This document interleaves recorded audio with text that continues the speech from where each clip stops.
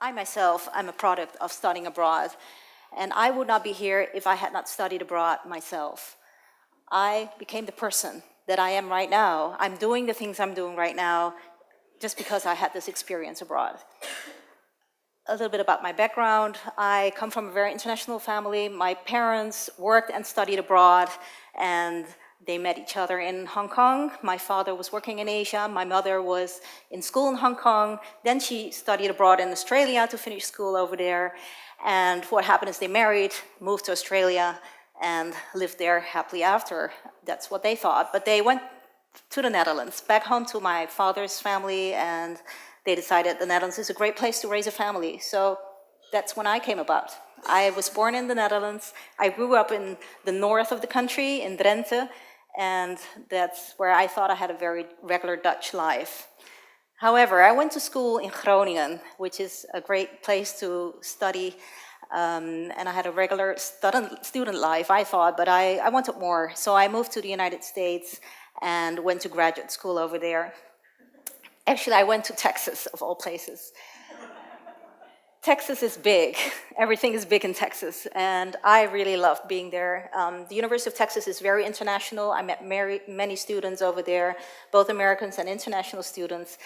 And there I also found my own identity. I found out that I was really Dutch in their eyes. You know, perceiving myself as a Dutch/Asian student from the Netherlands, there I was totally Dutch. And I got many, many questions about my background. Like, what is this policy in the Netherlands about euthanasia? What about gay rights? What about soft drugs, about selling those and using them? And I felt like I had to defend a lot of things that I was not even aware of myself, being from a society where things were like the norm, right? So I felt I had to explain a lot of things, but that made me very much aware of my identity, my norms. And I got a lot of personal questions, a lot of sometimes offending questions, but it made me realize that I had to really formulate my opinions in a very clear way, which I enjoyed. I made many, many friends in Texas. I went to rodeos, like you can see on this picture. I made cowboy friends. I had friends who were Republicans, who had guns in the back of their pickup truck. I had friends who were very liberal and they were street musicians in Austin. It was a blast.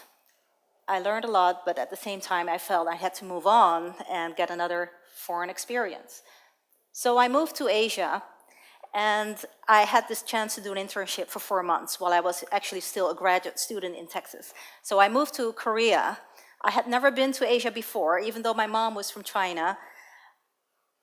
But there I had to reinvent myself again. I was thinking, okay, I'm Dutch. I just happened to study in the US. But when I came to Korea, people didn't see me as Dutch. They saw me as a single, unmarried woman, 26 years old, needing a husband, because they felt they needed to take care of me. It was a totally different society than I was used to in the Netherlands and the US. And it confronted me also with my Asian background. You know, I have some mild Asian looks, that's what I thought. But that was a confusing thing at the same time, because people were looking at me and saying, wow, those freckles. And people were touching my skin on the streets. I went to a bathhouse and met many wonderful Korean women, and they were jealous of my fair skin. And I was very embarrassed always that I was never getting a tan, but they said, I love your skin, it's so white. Wow, these were really interesting things. Another thing was that I was living with a Korean family. They spoke no English. I was interning at the city hall in Korea, in Daejeon, where no one spoke English, only my boss had a few words. What I found out is that I was kind of low on the food chain. It was like I was at the end of a long, long desk of workers. My boss was all the way on the top of the desk, and he was getting the big privileges, like sitting in a big armchair and having a nap after lunch while everyone else was working. And I learned the hard way that I had to behave. I was the only woman in the office, but I gained my position there, respect. I had to go drink with the guys afterwards, and I did. It was a lot of fun. I did karaoke, and at the end, I felt I gained a position and respect because I was asked to teach English as a second language to my boss and to my 50 coworkers there. So that's what I did after work, and I felt I had a new identity again. Even though I was a foreign student, I felt I was now in a position that I could be a teacher to my hosts, and that was a wonderful experience on itself. After graduating in the United States, I had to make a big decision, and that decision was, am I going to stay in the US, or am I going back home to the Netherlands and pick up where I left it?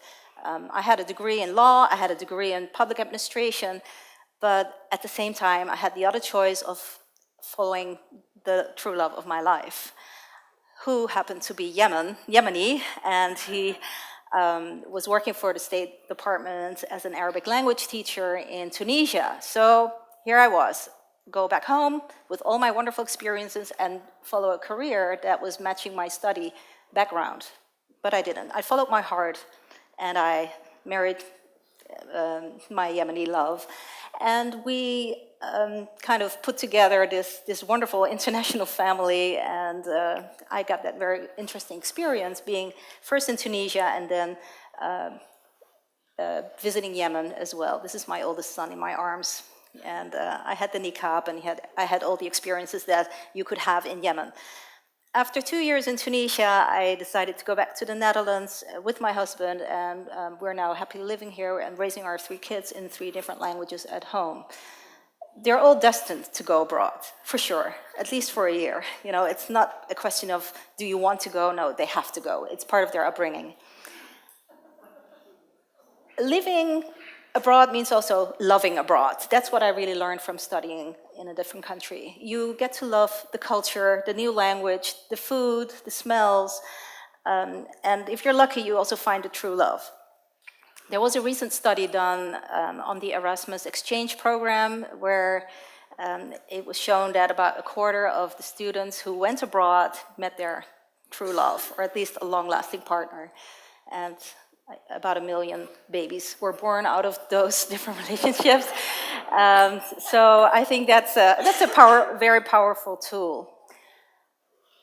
So if you go back to studying abroad is not really about studying, I think. Studying abroad is about being abroad. It's about experiential learning. And I want to put that question to you, like, what did you get out of your stay in a different country? Did you challenge yourself enough? Did you get away from the books? I know academia is great. Building up knowledge is wonderful. But what it's really about is getting experiences. Getting experiences and dive into new adventures. That's what I advise you to do.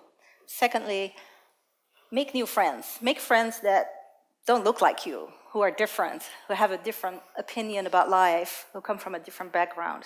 Number 3, follow your heart. Even in academia, there are so many choices to make, but you know what's right for you. There are so many opportunities, and it's all about diving into life and shaping yourself as a person. You don't know who you are going to be in a few years. This is something you need to explore. There is no big plan. You just have to follow adventure, follow life, and develop the skills that you need to have to go through life in the best way possible. Now I'm a consultant, I'm an educational consultant, and I work with a lot of young people who are dreaming of going to the United States, and we help them with college placements. I often hold a mirror and say, what do you want to get out of this experience? They always say, oh, I want to go to Harvard, I want to go to Yale. I said, I know, but why do you want to go away? You know, what do you hope to get out of that? It's not about your major field of study. It's not about what school you go to. It's about what you learn on the way. The challenges are there. You have to pick them up. So 30 years ago, I was one of the few students who went abroad for a full degree. And I felt I was going the hard way. You know, I had to take out my typewriter. I had to write application papers. And it was not an easy thing to do. I could have just studied in Groningen, stay in the Netherlands, and then just go on to a job here in the Netherlands. But somehow I chose to do it the hard way. Looking at the circle that I went through, it looks like it was all planned, but it wasn't. It was all chances that I saw, opportunities that I saw, and that made me a better person, I think, and living life to the fullest. 30 years ago, it was more for the younger kids who were from military families or diplomats that had a chance to study abroad. Nowadays, it's different. Everyone has a chance to study abroad. Every university has an exchange program, has partners abroad. So it's kind of easy to get uncomfortable in a different country through a comfortable way. You know, your school can arrange everything you want. But now what it takes is guts. You need to have guts to do it, just to do it. It's not about packing the right stuff for your trip abroad. It's about having the right mindset. It's about going out there and meeting new friends, meeting life, basically. So what I call upon is just having all international women and men encourage the younger generation to take a chance and find their destiny. Throw away the books. Everyone can be smart and study and find their way to a better degree in a nicer environment.